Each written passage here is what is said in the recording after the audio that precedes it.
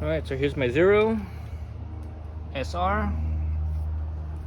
My tires here are basically worn out. As you can see, it's worn beyond the wear bar. You can't even, you can't even tell where the wear bar is anymore. As you can tell, right? The center's still okay. Well, here's a wear bar right there. So that's a wear bar right there. The center's still okay, but the sides are worn. So that's pretty typical for me anyways, for motorbikes. So let's look at this. So this side here has nothing as far as unbolting anything. So that side has nothing. This side, on the other hand, is where all the bolts are. So that's where I need to remove the wheel from. So these two pinch bolts right here are 6mm. This right here is 17mm. All Allen heads, right? So here's my 6mm.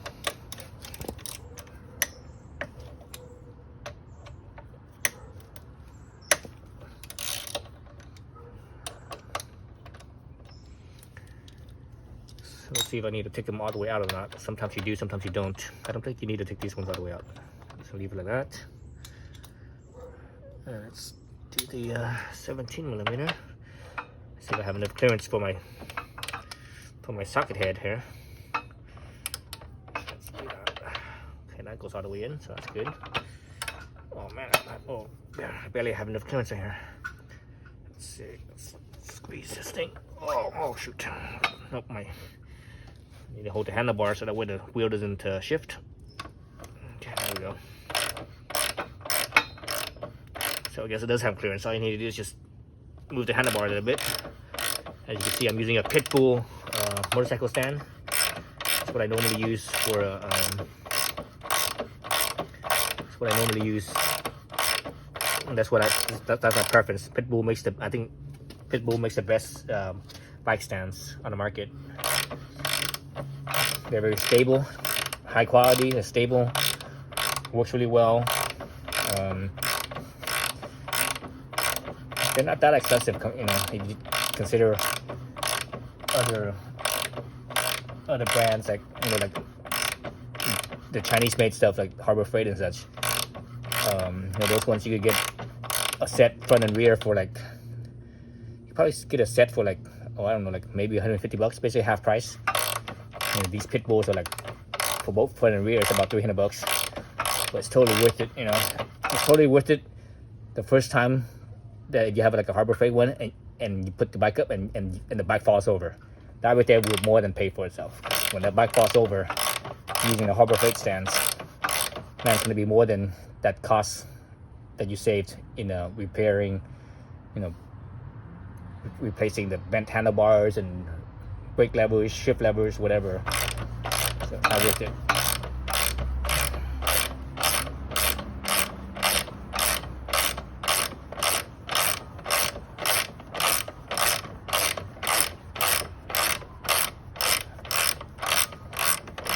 Still going. Okay, I think I got it. Yep, I think I got it. Okay. All right, so from here, I'm gonna support the wheel with my feet. This time I'm wearing shoes. Last time I didn't wear shoes when I did the rack wheel. I was wearing my flip-flops like I usually do. Shoes will help so your feet doesn't get so beat up. So I'm just gonna kind of hold this and kind of twist it. Wham! Kind of pulling at the same time. Let's see, is it out of the threads? I thought it's out of the threads already. Yeah, it is out of the threads. So I'm using my feet to kind of hold the weight of the. God damn! I just busted my knuckle right there. I'm using my feet to hold the weight of the tire, so that way it doesn't put a load on the axle, and it makes it easy to take the axle out. Otherwise, if there's a load on the axle, the weight of the wheel, it won't come out easy. Oh, look at that. That's interesting. This is the first time I've seen this. How it's where the bearings are, you have a wider spot, but in between it tapers down, so that was actually it's more narrow. Obviously this is a hollow axle. But anyway, yeah, that's the first time I've seen an axle that's been tapered down like that. That reminds me of bicycles are like that. high-end bicycles, they do this as well. I mean, Zero is a based out in Santa Cruz, where bicycles are big deals, big business there, and most of the people that actually work in Zero, have bicycle background, mountain bike background specifically, I think. All right, so let me clear the. Let me go back to this side here. Oh, just let me clear the ABS sensor here. Let's see. So right now the front wheel is being hung up by the caliper over here. So that's why I can't pull it forward anymore, because it's hitting the caliper. Let's see if I could drop it down. There we go. Drop it down, so that clears out. Now I can just kind of. Oh, come on. Oh man, don't tell me I have to take off the caliper. Do I have to take off the caliper? Really? Dang it. I do have to take off the caliper. God dang it. Okay, now that's a real pain.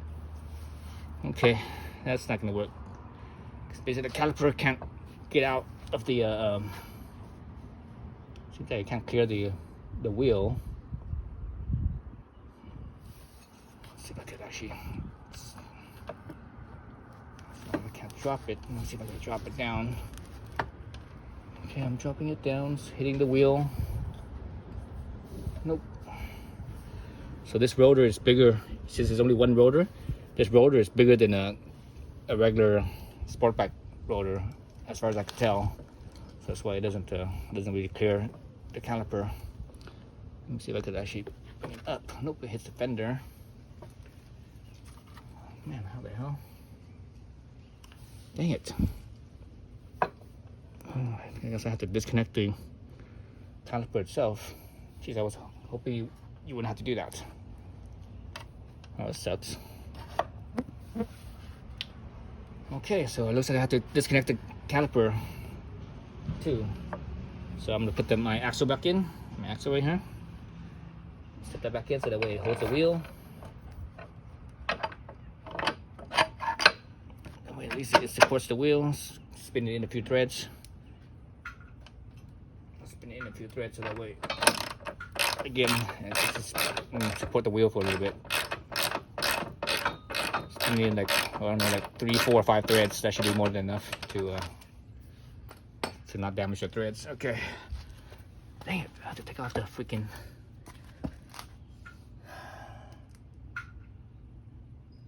Looks like I have to take off the caliper. That totally sucks. Okay, I'm gonna grab the tool for that. I'll be back in a second. Okay, I'm back.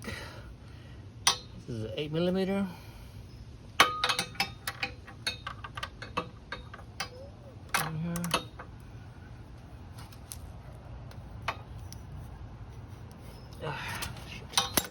Oops, I didn't want to go from this side where you're lifting it up. I wanted to push down, not lift up, but oh well, that's alright.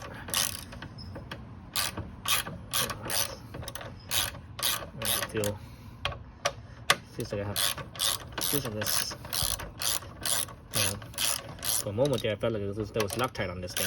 Or the top one feels like it has something. Because it's not fully spinning smoothly. I feel a little bit of resistance on the top one. But I don't think it's Loctite though. It's something else. Let's see. Oh yeah, it is a little bit of Loctite. A little bit of Loctite right there.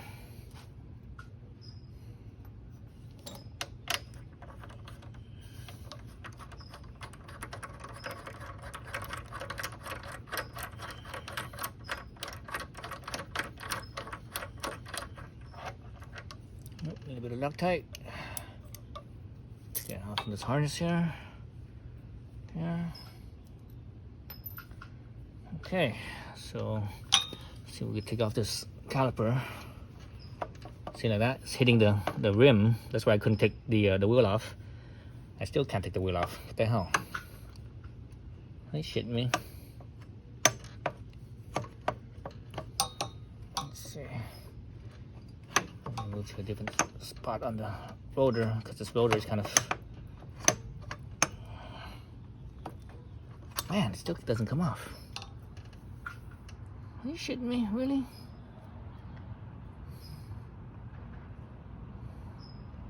Don't tell me I need to do it from... No, that can't be right. That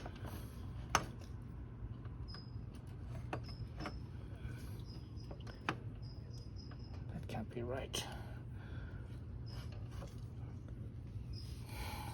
Can't be where you have to take it off from the sliding, because this is a sliding caliper, not a you know, there's only pistons on the outside, not the inside, so it's a sliding type. So the sliding type, you can actually also unbolt where it slides, and the caliper will actually come off from where the actual mounting bracket is here. Well, that's not right though. Usually you don't have to do that.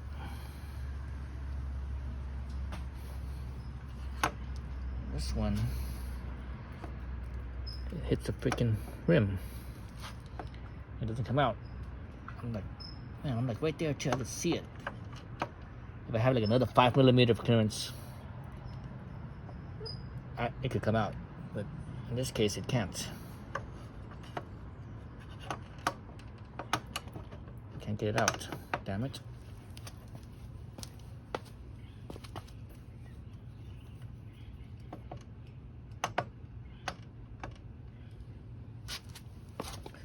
Dang it. Okay, looks like I have to take it off from the freaking sliding bolts. Man, that's the first time I've ever had that problem. Or I've ever seen that design. I've never seen a design where you have to take off the caliper from the sliding bolt and not the mounting bolt. Well, that's really goofy. That's really goofy.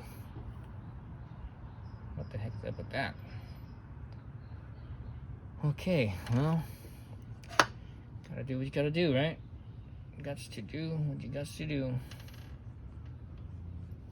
Alright, so let's put this back then. So the top one had nothing.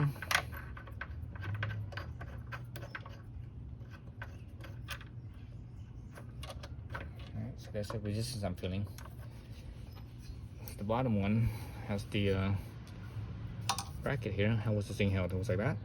Yeah, it was like that. Like this? No, that's not right. It's like this. Oh, now my knuckle's bleeding. Remember earlier I had busted my knuckle on the other side. I didn't even feel it bleeding, but it's bleeding. Let's see, how was this thing? Oops. I was doing something like this. Okay, man, this totally sucks.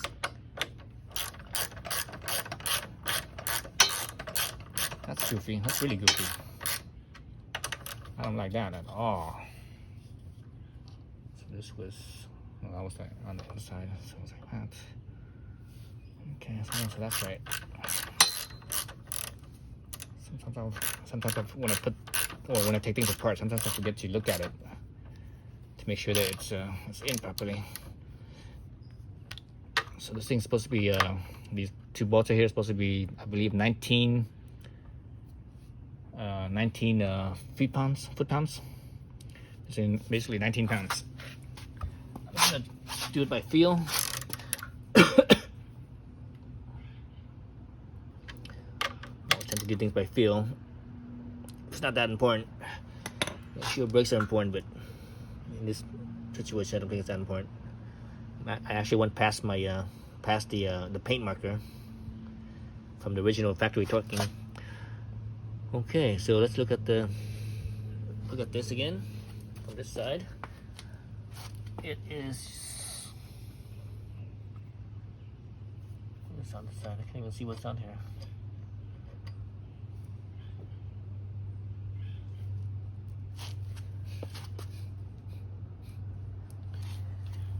Can't see what's on there. What's on that side? I wonder if I have to. I wonder if I have to take off the brake pads to give me more clearance. And that way you could slip the rotor out. Because right now it's being hung up. The rotor's hung up inside here, and this outside part here is hitting the rim. So basically, that space between the rotor and the rim is too tight. Well, if there's no brake pads there, I think I have enough clearance to slip it out. Because this thing, I don't see any bolt on this thing. Or any, not bolt, but any, anything to unscrew from the sliding part of it. So I'm guessing I have to freaking take out the pads. Man, that is weird. That's a weird design. All right, stay tuned. Let me get the tools. All right, I'm back. So here's it. Let's see if this fits. Okay, so this is a T25. So Torx 25 right here. So that fits. And this other side is actually a little circlip. So I have to take the clear clip. So get my little flathead right here. So pop that off.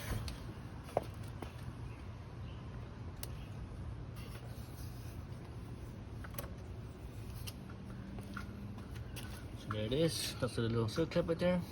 That popped off. So, right. What's that? Here.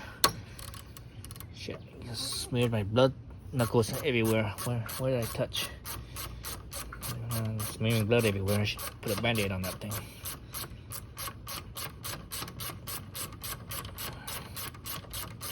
Okay, I think it's out. Pull it out, and you can feel the resistance on the spring, the little clips on it. So the slides should be able to slide right out. Oh, you know what? The rotor's hung up. Well, not the rotor, but the rotor mount, the rotor mount bolt. So maybe I do have to take this off after all.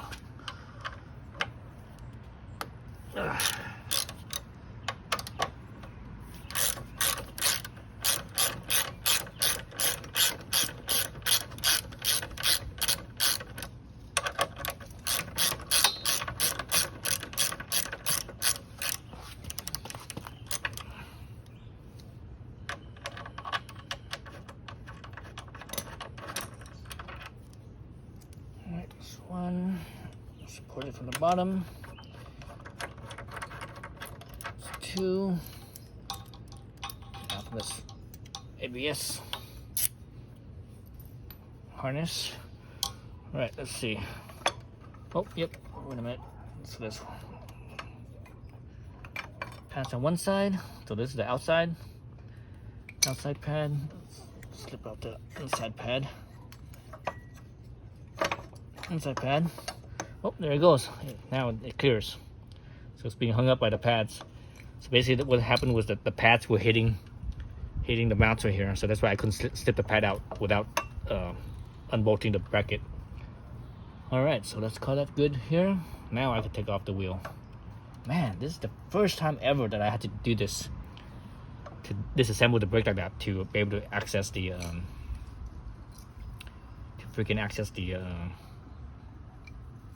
or to get the brake pads out. Okay. All right. Now we can take off the wheel. We'll take the wheel out, I should say.